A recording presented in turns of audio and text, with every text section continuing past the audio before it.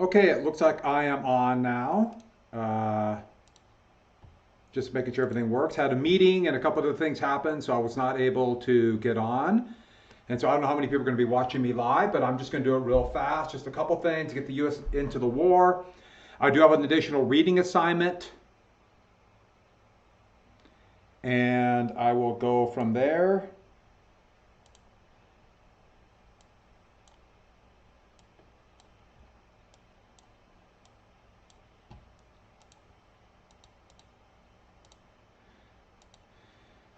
Just finish up chapter, whatever it is, 26. And then there will be a quiz on Friday. And it should, hopefully it should work for you.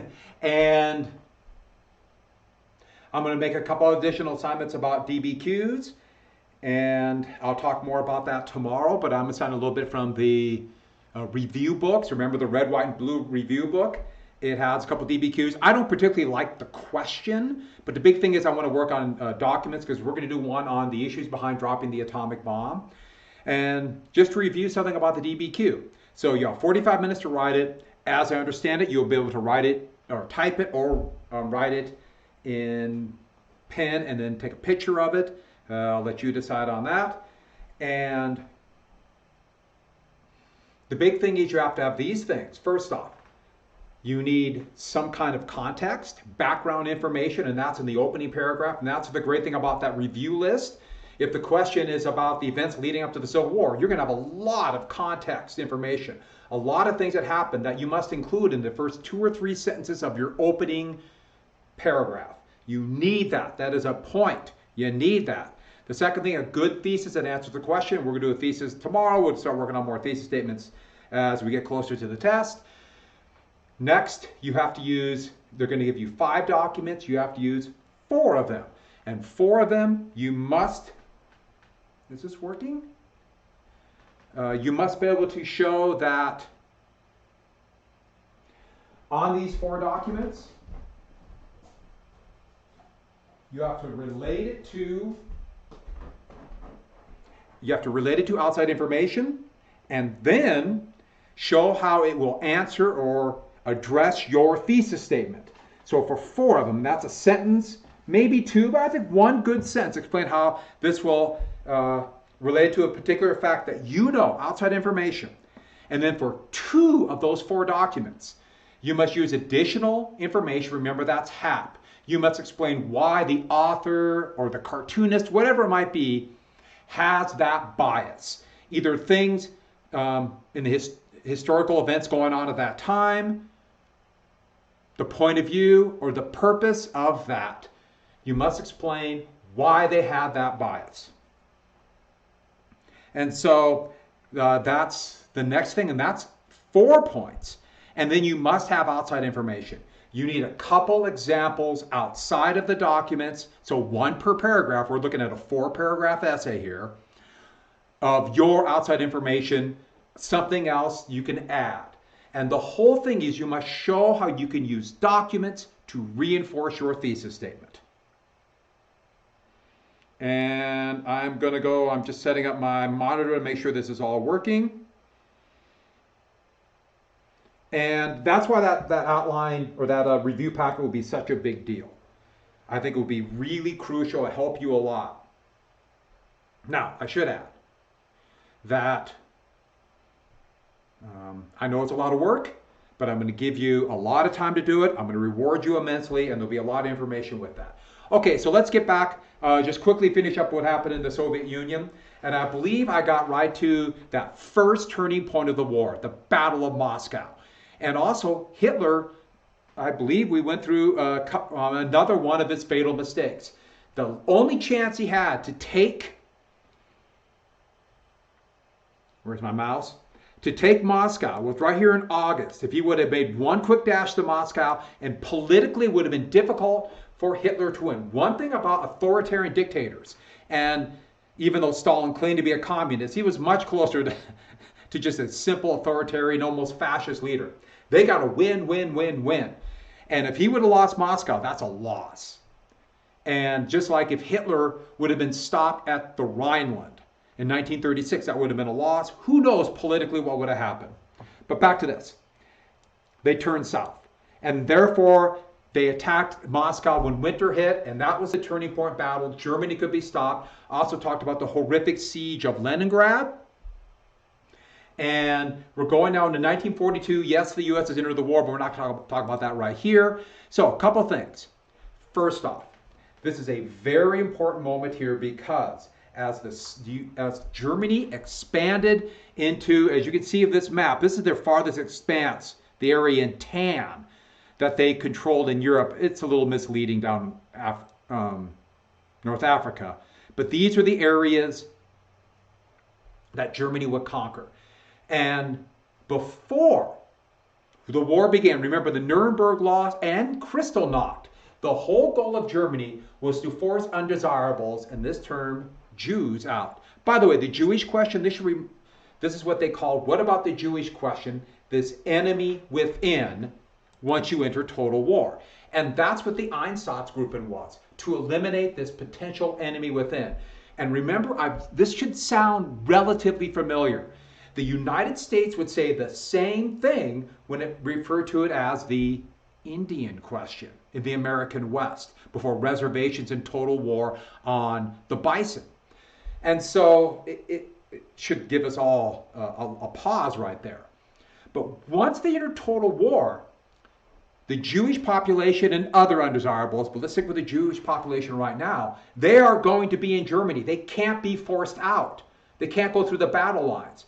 And this enemy within might cause them to be defeated. And the biggest Jewish populations in the world were either in Poland, or they called this the Pale, this region of the Soviet Union.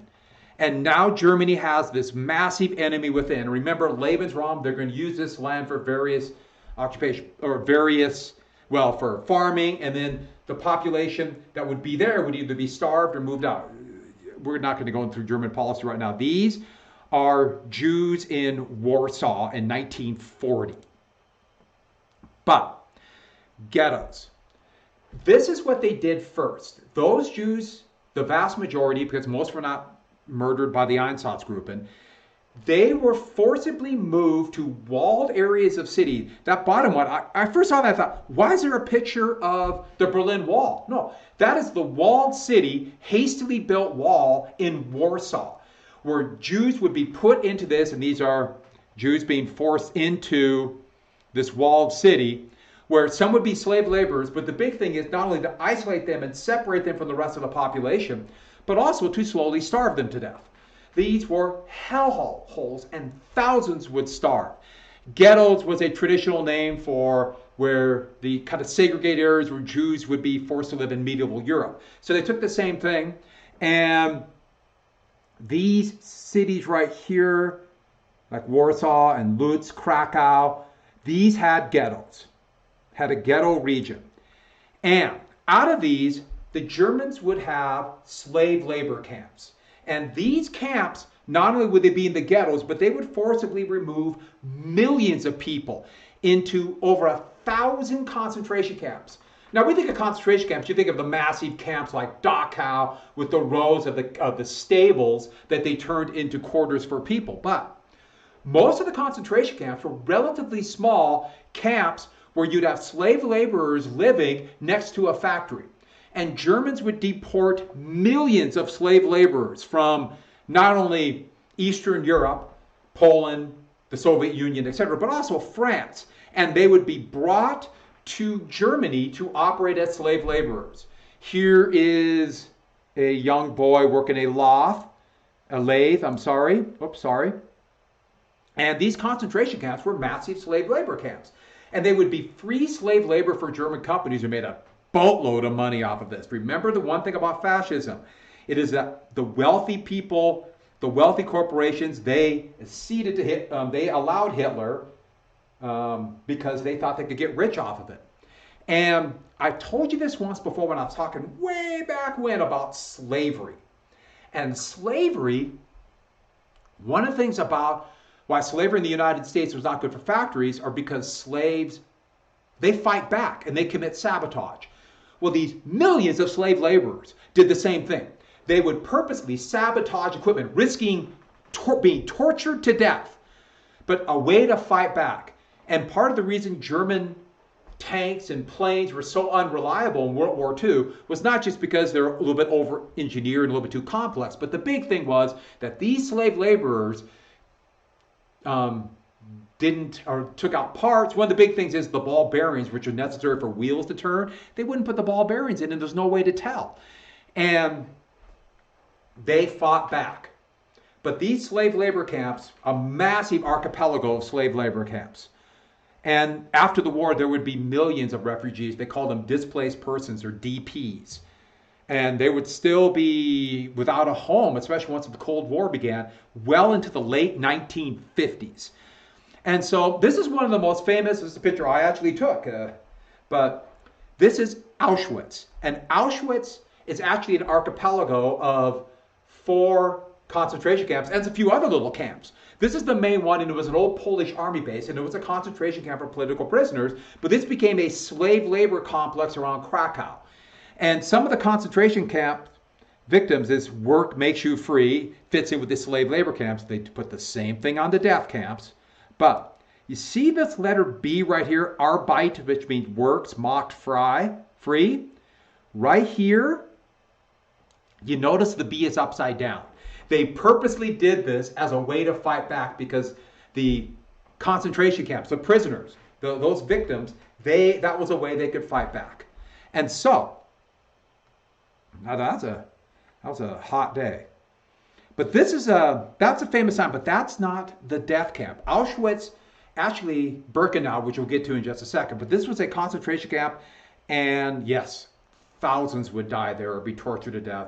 There was a crematorium where they would burn the victims, but there's also showers here that they rigged for poison gas, but weren't really used for that. They used other ways to execute. Remember, these are different than the death camps. But Heinrich Himmler, we mentioned him once before. He was the head of the SS.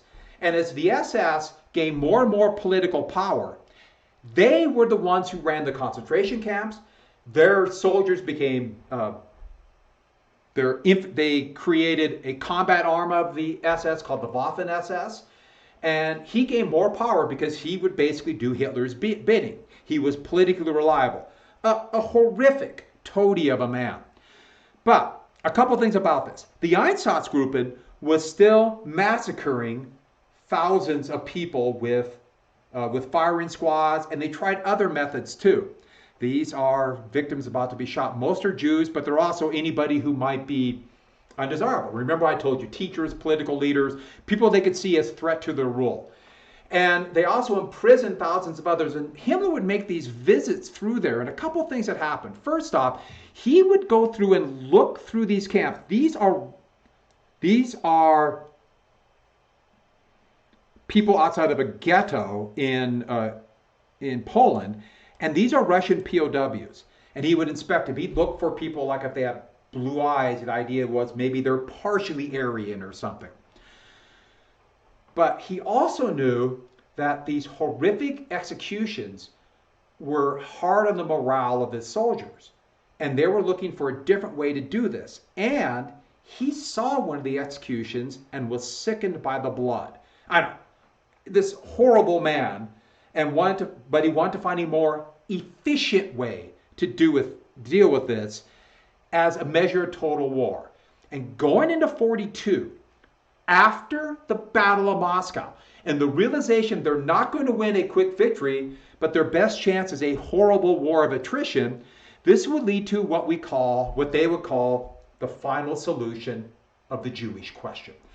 In a resort outside of Berlin called Wannsee, you can still go visit it. These are the men who were there. Some of the most famous, Heinrich, right here,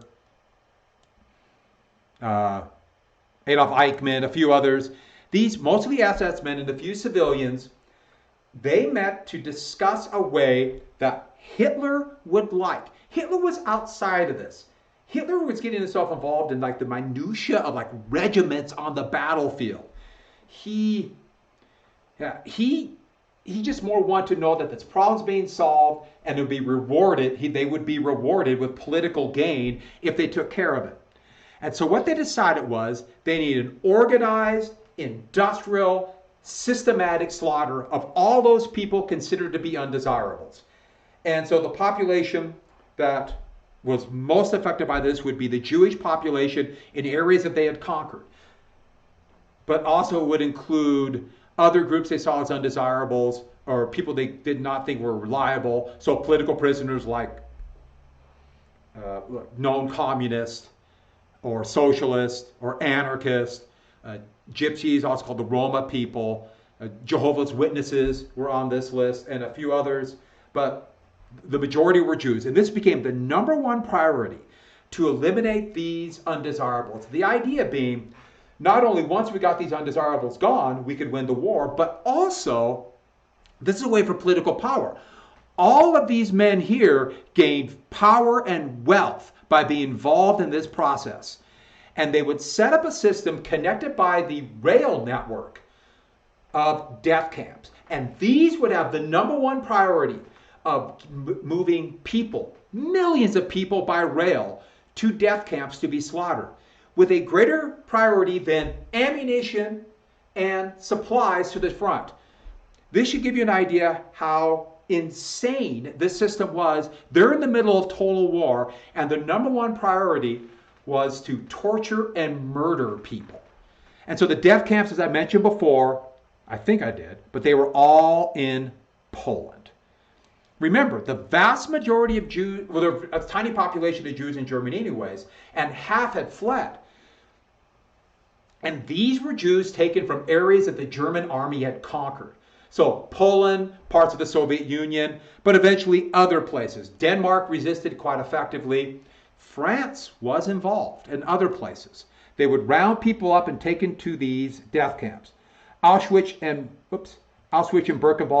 Birkenau, that was the Auschwitz archipelago, these concentration camps. And everyone says Auschwitz, because it's actually Birkenau was the horrific death camp. But these were for one purpose, to murder as many people as possible. And this became a literal bureaucracy of death. This whole system set up to capture people, round them up, put them on cattle cars, ship them to these death camps. This whole system. And the SS was involved or in charge, and this is how they got promotion, they got rank. The more people you could round up, the more crew you are, you went up. This is in France, Jews being rounded up. This will have one of many moral crises in France after the war. Here is in Poland. Here is in the Ukraine, of Jews round up, packed into cattle cars, and shipped to these death camps. Now, I am not going to show you some of the horrific pictures. I'm going to show you a few when they liberate the concentration camps. I can only take so much. But German companies got really rich. And a pesticide that was developed before World War I called Zyklon B, a couple companies, Halle and Bayer, you might have heard of Bayer. They produced Zyklon B. And this is at one of the gas changers that survived at Majdanek. And it left a blue tinge on the wall, and that's still there from the gas. That's a label from the gas. These companies got rich off this. They tried carbon monoxide and a few other things that was relatively ineffective. The mail just came. But the idea would be this mass execution, and when they got, but I got to get back to this. German companies got really rich. Ironically, they might have slave laborers making the gas and then shipping it to the death camps. This whole process where people were profiting off of human misery and death. And it's amazing what people will do and what logic, or how they will find logical means when you have a combination of personal power and wealth combined with the horrific logic of total war. But this is Auschwitz and that's Birkenau. And all the camps operated the same way.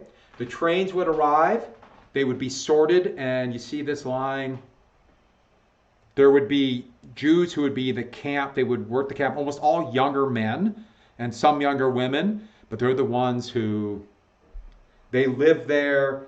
They not only were they slave laborers, but they're also the ones who led the people to the gas chambers, cleaned the gas chambers, and then would burn the bodies. And they would be sorted, and these are people that was deemed to not be effective workers, and they would be led to the gas chambers right away. And the gas chambers, they call them showers, with the idea being they've been stuffed in these rail cars, filthy, dirty, miserable, starving, and the idea was they could trick them a little bit and saying that you're going to go to the showers, even though they could smell the death. As I understand it, when the Soviets arrived in the fall of 1944, they could smell Birkenau from 20 miles away. The smell of death and everything else that goes along with it. But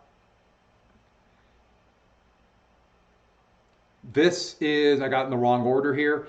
That's actually that's a picture I took.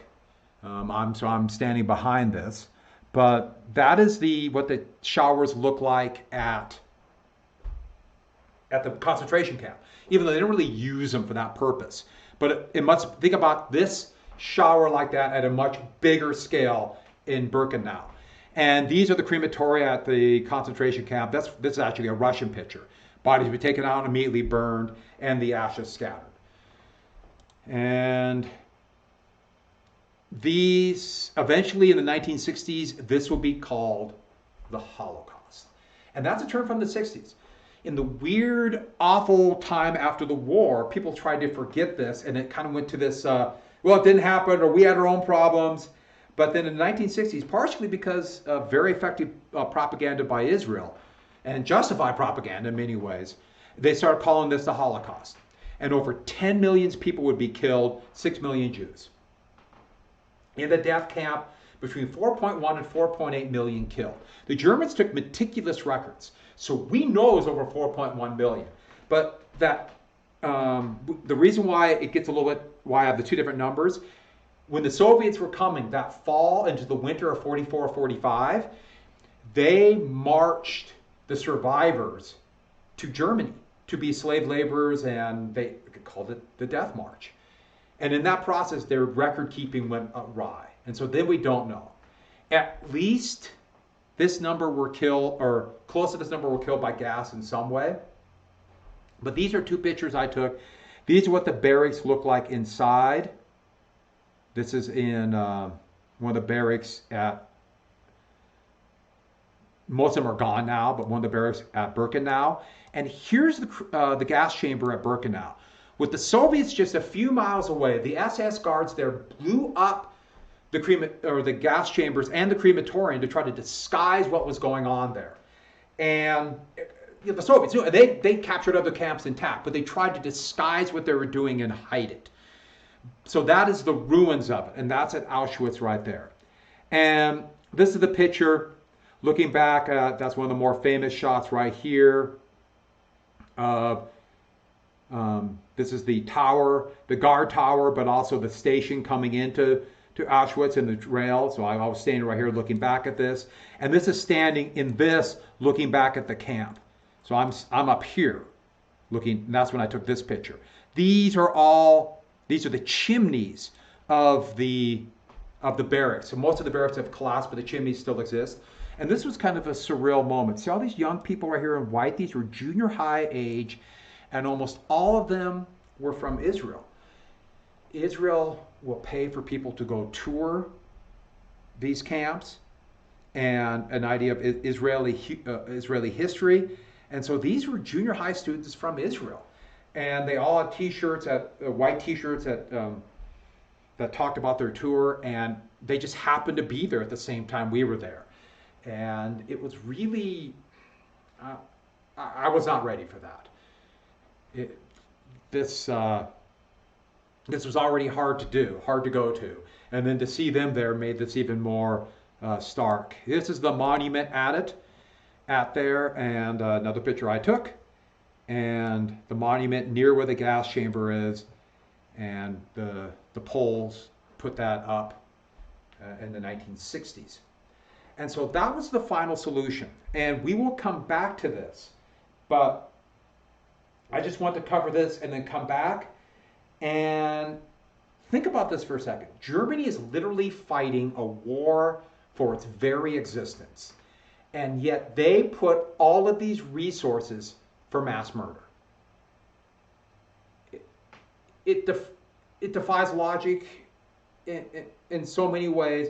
And it gets to one thing about these type of governments. Cruelty is the point.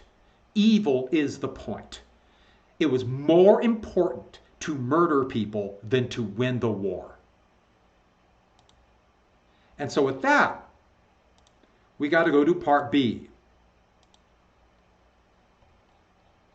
So let's go and start now with the United States entering the war.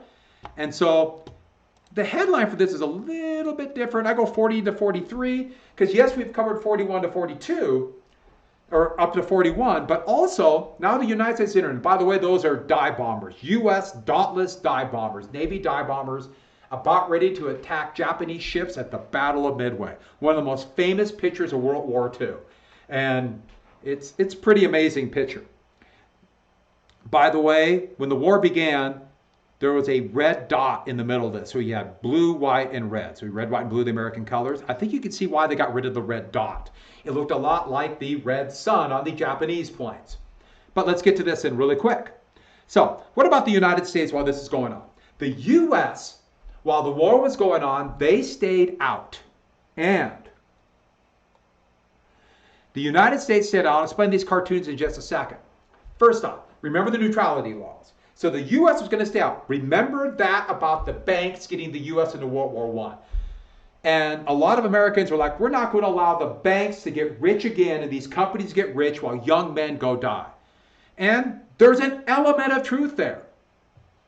And then in 39, the neutrality law, that was cash and carry. And here's a poster. This is a Dr. Seuss, but it's Hoover was American firster. And he's telling England,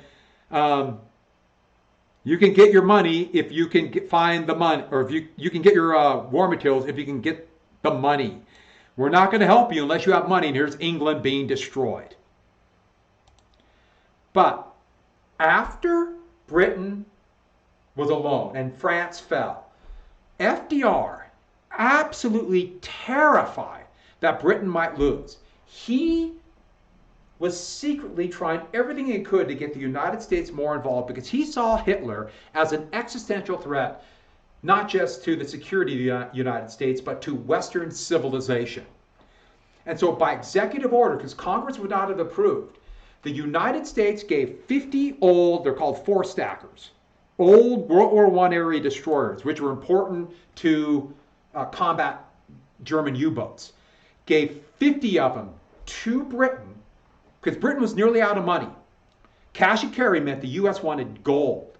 In fact, the last gold reserves that Britain had, which happened to be in South Africa because of the gold mines there, FDR demanded for munitions right during the Battle of Britain. And Britain said, we're out, we're done. Britain gave these bases to the United States for these 50 destroyers. And then, just a month before the election, the United States, for the first time in its history, initiated a peacetime draft. Now, yes, war is raging in Europe, but the U.S. initiated the draft. Now, this is the first draft number. This is October 1940. So it's right before the battle. And here's the very first guy that was drafted, number 158, random numbers 1 to 365 randomly chosen by birthdays, and he was drafted. But so the U.S. Army began to rebuild. It was only about 50,000 men in the beginning of 1940. It would be over 1 million by early 1941, but not near ready to fight when the United States would enter the war. But the U.S. began to slowly rearm. While that's going on, there's an election. And FDR, the Democrat, would decide to run for a third term.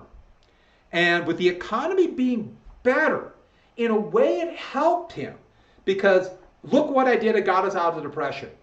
But in the way it hurt him, because people now felt more secure, so they didn't need Roosevelt anymore. The Republicans nominated Wendell Willkie. And Wilkie, there he is with the hat off. And their big thing was no third term. In fact, Wilkie not only accepted the New Deal. I put accepted. It should be accept. Let me rewrite this. He accepted the New Deal. He was actually, like a lot of Republicans, they realized, well, the New Deal is here to stay. Social Security, Wagner Act, people like it. And Wilkie would become a Democrat after the election. But his big thing is no third term. Roosevelt would pick a second vice president, by the way, Henry Wallace, very progressive Secretary of Agriculture. But FDR, the idea implied not only finish it to win, or finish the New Deal to get the country out of depression, but also we need a steady hand to avoid getting into a war. I should add that, yeah, they kind of ran the same thing like Wilson. He kept us out of the war. And one more thing, Roosevelt's health was beginning to decline. He had, as you remember, he was paralyzed. He was becoming exhausted. The presidency, especially seeing what he's gone through with the Great Depression, it just wears people down. I always use this example. You really should take a look at President Obama in 2008 when he's first elected, and in 2017 when he left office. He still looked very young, but aged so much. So imagine what someone like Roosevelt, who was already very ill. He didn't really want to run again, but he didn't know what Democrat could run. Partially arrogance, but partially there's a reality on that. Who is ready to take his place? And he was worried the Republicans could win. So he would run again. Now, he would win another landslide victory, another big victory in the Electoral College and the popular vote, but not like 36, which was the biggest popular vote victory in history. But still another big victory. He'd be elected in 1944 too. And as soon as he was reelected, a couple things happened. First off, even though he knew the United States was reluctant to get involved in the war, he also understood that this was in many ways a mandate for the U.S. to help the British. And at the end of 36, he would give a speech announcing that the United States would be the great arsenal of democracy. The great arsenal of democracy, implying the United States is not going to fight the war, but we will supply aid to countries fighting tyranny and aggression.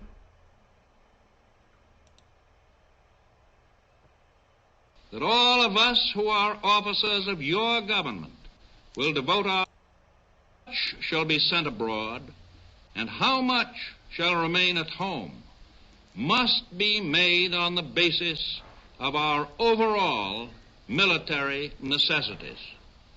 We must be the great arsenal of democracy. The great arsenal of democracy. And so here we have the defense plan as arsenal of democracy, democracy's arsenal. And this would set the stage for, we're jumping right to this, Lendlease. Lendlease was a program that Roosevelt then would push for and get passed in 1941. And it was implied it would repeal the Neutrality Act and say the United States would give direct aid to countries fighting aggression. But who's fighting aggression? Well, that's countries fighting Germany and soon countries fighting Japan. So this, in many ways, was an unofficial declaration of war against Germany. And the whole plan was this. The United States is going to give aid. And here he is, like aid just short of war. We're going to give aid. Plan to lend Britain arms. And by the way, here's Hitler saying you're playing with dynamite. And Uncle Sam saying it wouldn't be dynamite, or it would be dynamite if I didn't. The plan was to lend Britain and then soon the Soviet Union and other countries aid, and then after the war, they'll give it back. So we give them a tank, they'll give it back. Now, of course, the United States is not going to get back. You know, how do we get a destroyed tank back? The United States was going to give these countries aid, period. This is an investment to help defeat the Germans. So the United States is going to give billions of dollars in aid. Especially, how do you get oil back when you give oil? Or spam, how do you get that back? And Roosevelt likened it to a fire hose. And what he said was this: Just imagine your neighbor's house is on fire. Wouldn't you loan him the fire hose, or loan him your hose to put out the fire and then get the hose back after the fire is done? Now, this is somewhat misleading, but this is to give these weapons to avoid the whole debt issue. And so the U.S. now is going to be now very much involved with fighting Germany and shipping goods across the Atlantic to the United Kingdom and then the Soviet Union. Eventually, it might be hard to see these numbers, but over 10 billion to the Soviet Union, over 31 billion to Britain, and so on. Money to China, money to Central America, money to France. All these when France would be liberated. And here's a couple examples. Here is an American P38 fighter plane that was sent to the Soviet Union. There's American officers and Soviet officers. Okay, this P39 fighter. The United States actually, we didn't really like this fighter. It didn't perform well at high altitude. But the Soviets, they liked it. And so the Soviets sent it. Here are Soviet children being fed. This is partially propaganda, but these are products from the United States. So these are Lendlease products. The Soviets loved trucks from the United States, loved other products. American tanks, pretty much worthless. They thought American tanks were not very good at all, and they weren't very good. But one product they did like, and this you might recognize. Do you recognize that can? They loved Spam. And the United States would send hundreds of thousands of tons of Spam to the Soviets. Same thing, a lot of Spam would go to the Hawaiian Islands because of depredations by the war, and that's why Spam is really popular in Hawaiian Islands too. But Lend-Lease. So the U.S. gave it, never got paid back, and it was worth every penny. In fact, we underpaid, especially to the Soviet Union. They broke the back of the German army. And $11 billion, that was a bargain to defeat Germany. So, one little tidbit story. Have you ever heard of the Alaska Highway that goes up through Alberta and British Columbia? Starts in Alberta and British Columbia, but then goes up to Alaska. That was built to ship goods for Lend-Lease. That was done as part of Lend-Lease. And here are soldiers working on it. A couple interesting ones. The United States Army was very segregated, but here are African American soldiers working on it. Can you imagine the miserable conditions in the tundra? And look at these guys with the masks, because the mosquitoes would come in, I guess, just waves. And we're talking industrial strength mosquitoes. But the Alaska Highway was constructed here, and there's a monument for it. And Alaska to Siberia, I think that's pretty interesting. And I know some people have done that. I know someone who biked the Alaska Highway. But a couple more things that would happen. While that's going on then, that means the U.S. is shipping goods to Britain. And this should remind you of World War I. This would be called the Battle of the Atlantic. And it would wage throughout the entire war. And it was a German U-boat blockade. There's a German U-boat right there. Fortunately, the Germans did not have very many U-boats. But in 1940, they actually called this, I think I have this in here, the first happy time. But look at all the ships they sunk around Britain in 1940, and some were American ships. Here, this is the happy time, that's 41. Here is an American ship being sunk by a German submarine. The Germans tried to avoid sinking American ships, but in 1941, you can imagine, they really thought they could knock Britain out. And Hitler was furious that Britain stayed in the war. All these blue dots are ships that were sunk by U-boats. And the Germans did not have very many U-boats. These are U-boats that were sunk by the British. I found a map that's French. Why not? And these were the main convoy routes through the frigid North Atlantic. And if men, especially in the winter, if they're sunk up here, hypothermia will get them. They might have 10 minutes in the water. This was hell. And a lot of people were going to be involved in the Battle of the Atlantic. Over 40,000 Americans would die, either in the ships being sunk or to win the Battle of the Atlantic. This area in black, that was the area right here that German submarines could operate pretty effectively. But a couple things we must get to. In 1941, in the fall, FDR and Churchill met, and they actually met off of Halifax, right here. And they would write what's called the Atlantic Charter. And this would set out ultimate goals of victory, which would become the basis of the UN Charter. The freedoms lined up in the UN Charter. We'll come to that later. Now, you notice the U.S. is not yet in the war. So this is the U.S. justifying its aid to say this war must be worth something. In a way, it should remind you a little bit of the 14 points. But at this conference, which they're meeting actually on a U.S. cruiser called the Houston, which would be sunk by the Japanese 4 months later, the United States agreed to divide the Atlantic approximately on this line, where the U.S. would patrol for German U-boats west of that line, including occupying the valuable base of Iceland and using that as a place for aircraft to patrol for submarines, so Britain would not be overextended. That means the U.S. is unofficially getting involved in the Pacific. They divided it. So the U.S. Navy will begin to escort convoys. I like that picture. And really it became an undeclared war in the Atlantic as U.S. ships, U.S. naval vessels began to patrol and actually come into combat with German U-boats in the fall of 1941. The United States destroyer, the USS Rueben James, or that's actually American planes attacking a German U-boat. It's a little bit later in the war, but I just thought it was a good picture. That destroyer, an older destroyer called the Rueben James, was torpedoed and sunk by the Japanese on Halloween 1941. The first U.S. naval vessel sunk by the Germans a month and a half before the United States officially entered World War II. So this naval war was raging in the Atlantic.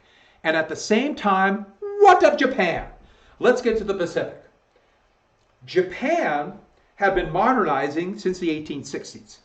Now, they were this strange combination of a modern country and still ancient country. But they were dependent on imports for most of the resources, especially the biggie, and you know what it is in the modern world, oil. And don't forget, they felt cheated many different times, but especially at Versailles. And their shaky democracy collapsed during the Depression, just like it collapsed in Germany and almost collapsed in other places, including the United States. So here's Japan. They felt cheated at Versailles. The shaky democracy was there. And they were dependent upon imports. And you can imagine what a lot of people in Japan are thinking. They never want to be dependent upon somebody else for their resources. They're going to take it. And this was the Japanese Empire in 1930. So islands they took mostly from Germany. This they took from China. And we're leading to 1931. Japan invaded Manchuria. Now, Manchuria was technically independent. They were independent from China, not today.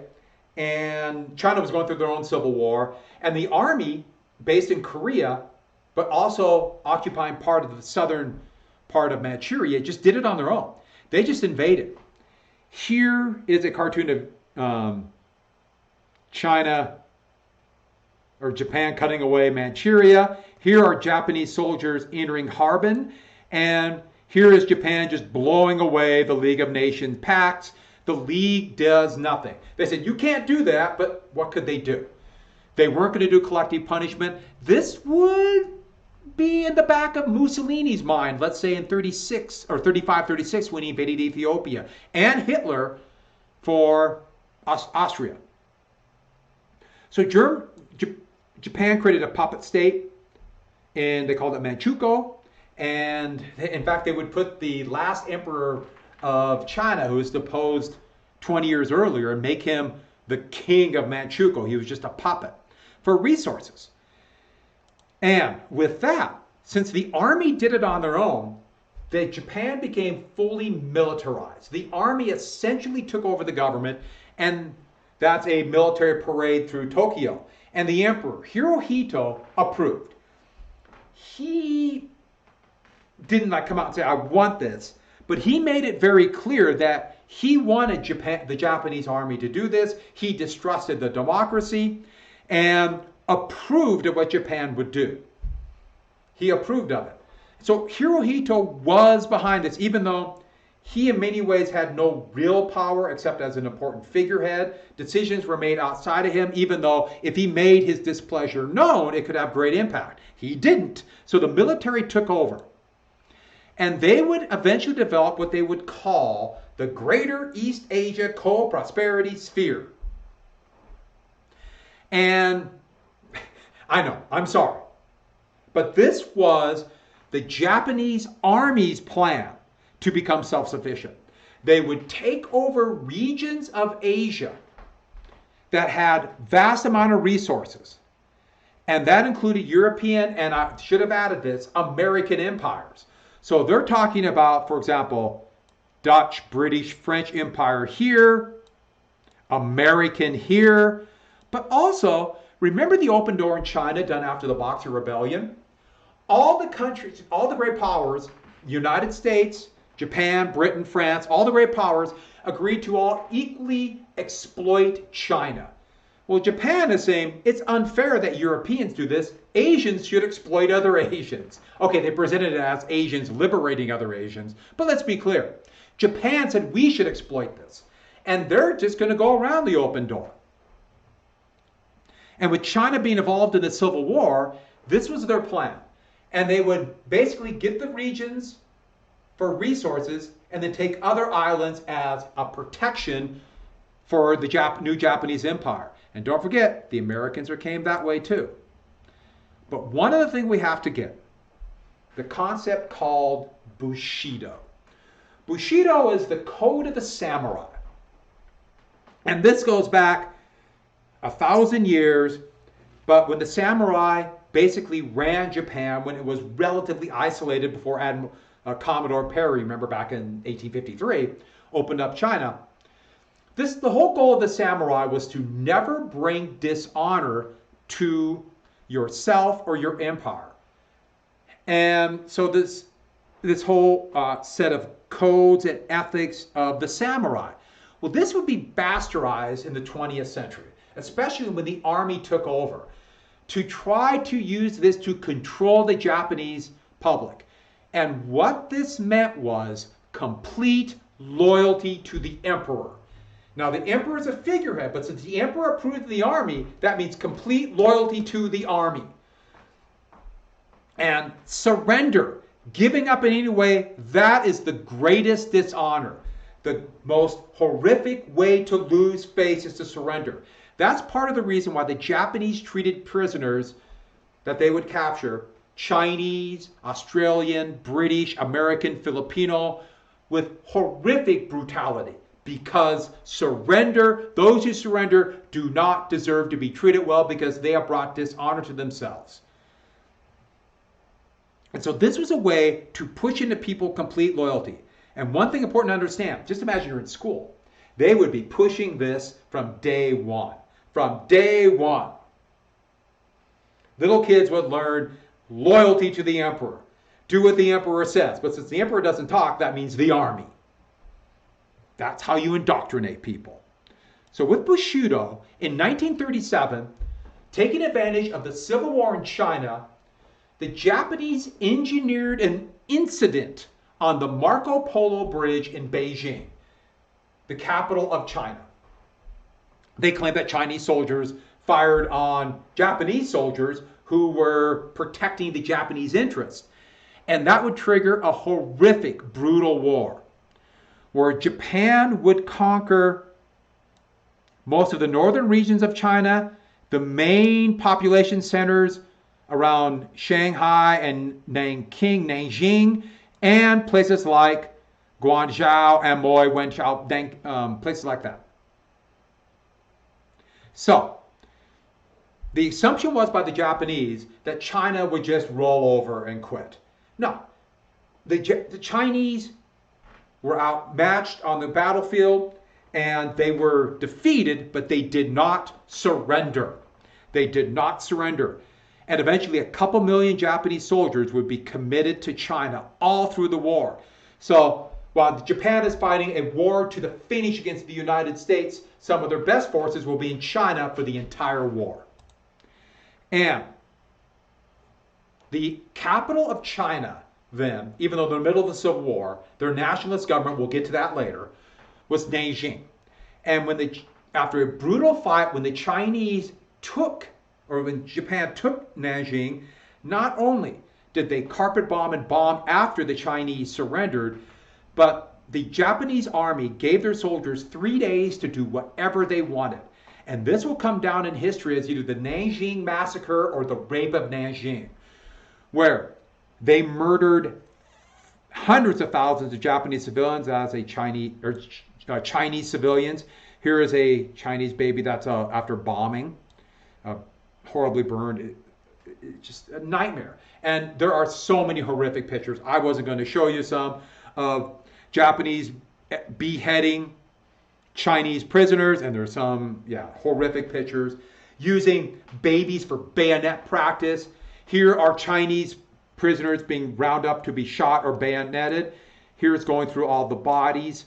And the brutality that Japan would treat China for the next 8 years would become one of the great war crimes in history and part of Japanese-Chinese disagreements to this day.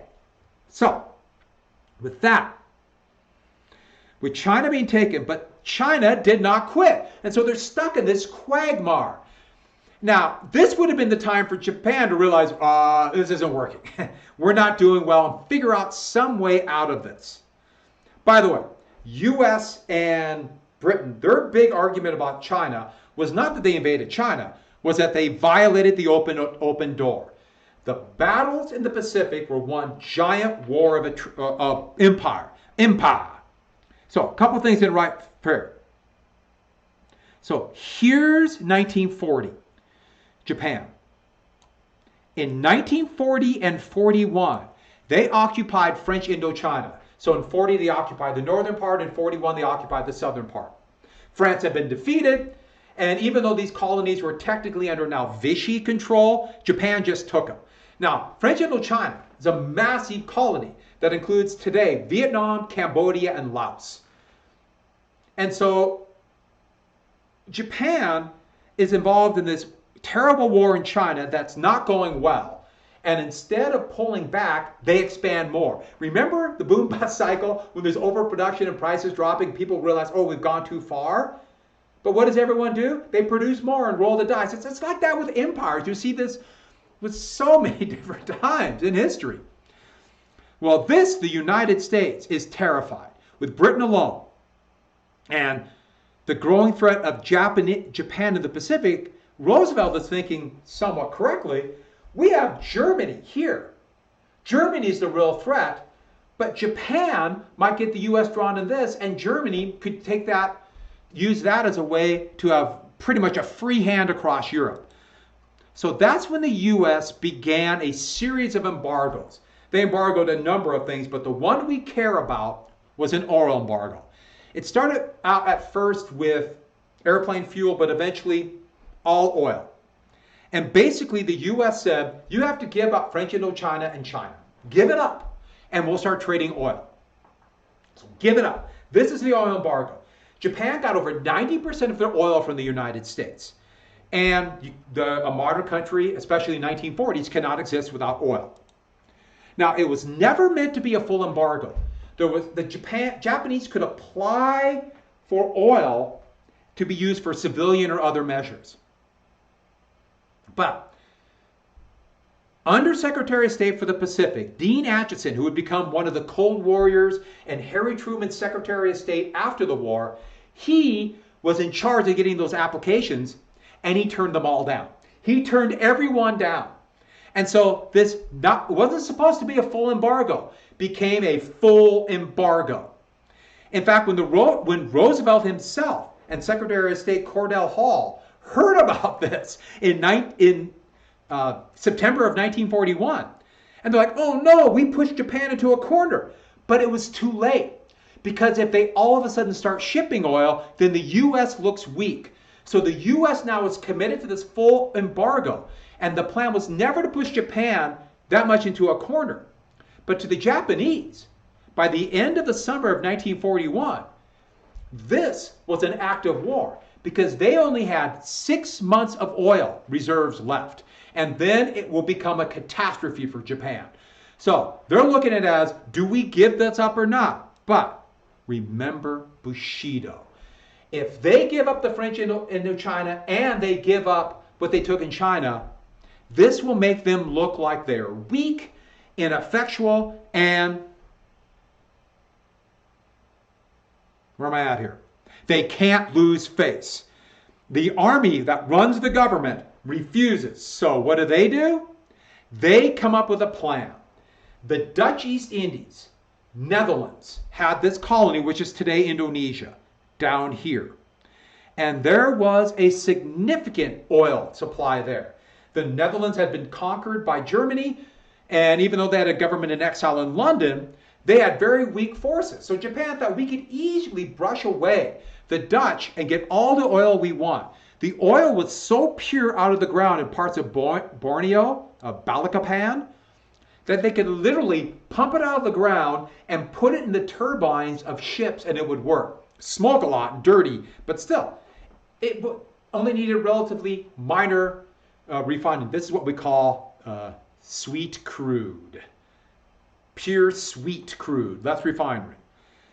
The problem is this. I think you can see it. Here's British colonies. Hong Kong. A massive British fortification base at Singapore.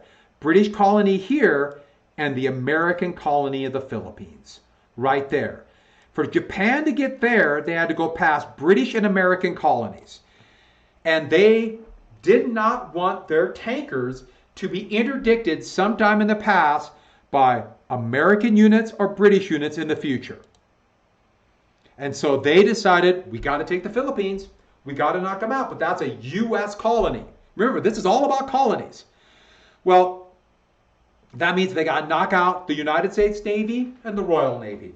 Knock them out. Now, they know Britain's involved in fighting for their literal lives in Europe. So they might be able to push them aside pretty easily, but the United States is just starting to rebuild and a real threat. And the U.S. had just moved their main naval base to Pearl Harbor. When Japan took the French Indochina, they moved their Pacific Fleet headquarters from San Francisco to the colony of the Hawaiian Islands at Pearl Harbor. Pearl Harbor was a very good harbor, relatively shallow, so difficult for aerial torpedoes. The president of Japan was a general, Hideki Tojo, and he would become the symbol of Japan. And so you see this. Oh, and he totally ignored civilian officials and civilian negotiators who said we could come up with some kind of agreement. He wanted war.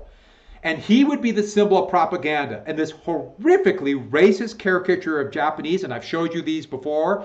They did the same thing for Chinese. But here's Hitler, Mussolini, and Tojo. Now, he was not a dictator like that. It was more of a cabal of mostly army officers. And Tojo then would become the symbol of Japanese power, but in reality it's the army. So there's Tojo right there. So the decision was they have to attack the main U.S. Pacific Fleet at Pearl Harbor. And they assumed the U.S. then would give up. So this would be, they would attack at Pearl Harbor and then an amphibious assault everywhere. Where am I at here? Okay, everywhere. Oops, I'm pushing the wrong button. All over the Dutch East Indies, the Philippines, Hong Kong, even into Burma. They would take the independent country of Thailand and other islands here that are British or American islands in the Pacific, and New Guinea, which was British, Australian, its complex. But attack everywhere.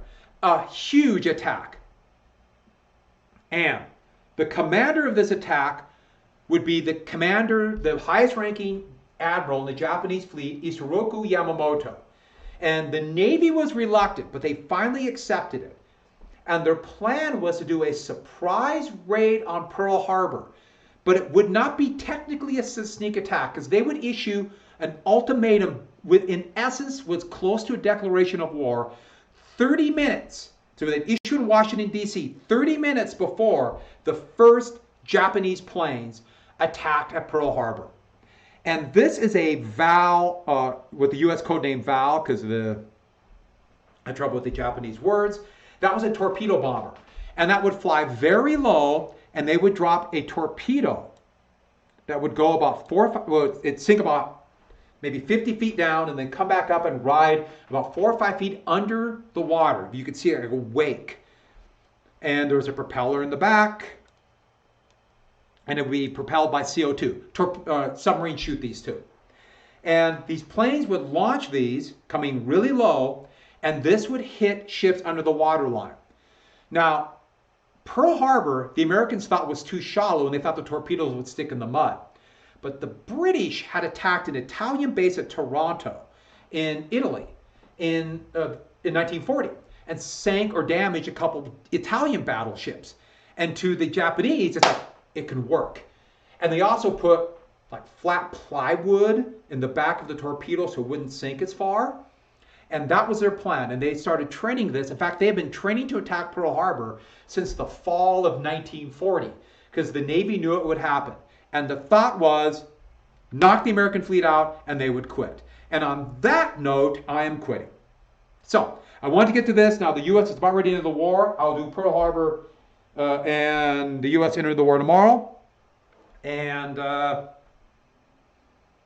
okay, so got the reading and other things. I'm sorry I'm so late. Tomorrow my plan is I will go earlier. So I'm going to go between 9 and 9:30 again tomorrow. Sorry I'm all messed up today, but you know, stuff happens. And if there's no questions, I see had a lot of people watching, a few more down. I know I went into lunch. That wasn't my plan. I'm sorry about that.